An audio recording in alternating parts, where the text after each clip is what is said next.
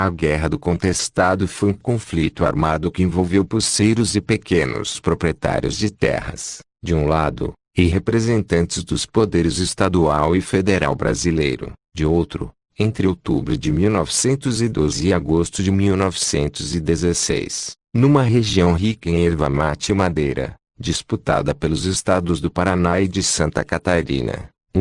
A região, marcada por muitos conflitos ligados a disputas de limites entre os dois estados, era conhecida como Contestado.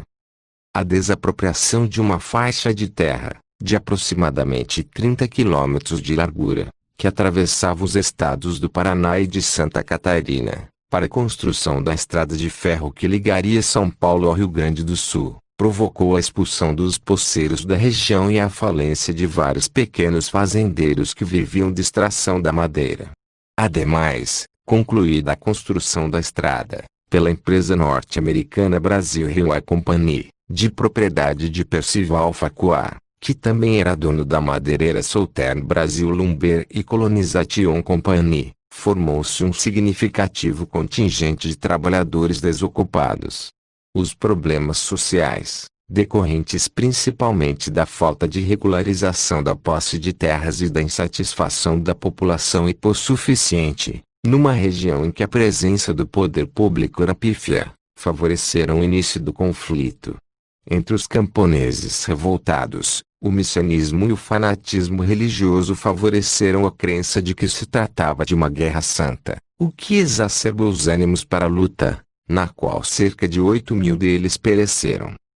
Para entender-se bem a guerra sertaneja, é preciso voltar um pouco no tempo e resgatar o valor da figura de 3 monges da região. O primeiro monge que galgou fama foi João Maria de Agostini, um rezador leigo de origem italiana, que peregrinou pregando e atendendo doentes de 1844 a 1870 por um amplo território que ia de Sorocaba, em São Paulo, até Rio Pardo e Santa Maria, no Rio Grande do Sul. Fazia questão de viver uma vida extremamente humilde, e sua ética e forma de viver arrebanhou milhares de crentes, reforçando o messianismo coletivo. Sublinhe-se, porém, que não exerceu influência direta nos acontecimentos da Guerra do Contestado que ocorreria posteriormente. João Maria morreu em 1870, em Sorocaba, estado de São Paulo. O segundo monge adotou o codinome, alcunha, de João Maria, mas seu verdadeiro nome era Atanás Marcaf, provavelmente de origem síria. Aparece publicamente com a Revolução Federalista de 1893, mostrando uma postura firme e uma posição messiânica. Sobre sua situação política, dizia ele: estou do lado dos que sofrem.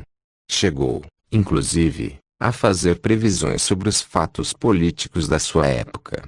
Atuava na região entre os rios Iguaçu e Uruguai. É de destacar a sua influência inquestionável sobre os crentes, a ponto de estes esperarem a sua volta através da ressurreição, após seu desaparecimento em 1908. As entrelinhas do que estava por vir estavam se amarrando entre si. A espera dos fiéis acabou em 1912, quando apareceu publicamente a figura do terceiro monge. Este era conhecido inicialmente como um curandeiro de ervas, tendo se apresentado com o nome de José Maria de Sá.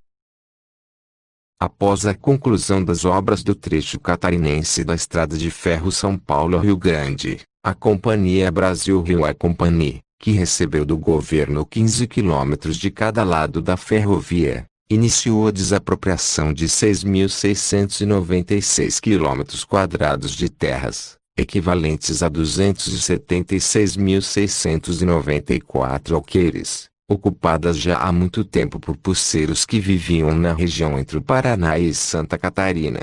O governo brasileiro, ao firmar o contrato com a Brasil Railway Company, declarou a área como devoluta, ou seja, como se ninguém ocupasse aquelas terras. A área total assim obtida deveria ser escolhida e demarcada, sem levar em conta sesmarias nem posses, dentro de uma zona de 30 quilômetros, ou seja, 15 para cada lado. Isso, e até mesmo a própria outorga da concessão feita à Brasil Railway Company, contrariava a chamada Lei de Terras de 1850. Não obstante, o governo do Paraná reconheceu os direitos da ferrovia, atuou na questão, como advogado da Brasil Railway, Afonso Camargo, então vice-presidente do estado. A partir daí, grupos de moradores e fazendeiros armados começaram a atacar áreas da ferrovia e pontos militares na região, começando assim uma guerra. Os rebeldes eram entre aspas pelo monge José Maria, que acabou sendo morto pelo exército e antes de sua morte, criou a bandeira do movimento, a chamada Monarquia Celeste, que fazia referência a antigas ordens de cavalaria como os Templários, Hospitalários ou Teutônicos e a monarquia brasileira. Como era uma guerra de guerrilha, o Exército Federal começou em desvantagem, mas no final virou o jogo. Usando novas tecnologias da época como aviões e outros, o presidente Hermes da Fonseca conseguiu reprimir a revolta. Hoje em dia existe na região da revolta o cemitério do Contestado, para honrar os mortos dessa guerra, de ambos os lados. Bom galera, esse foi o vídeo. Se gostarem, já sabem.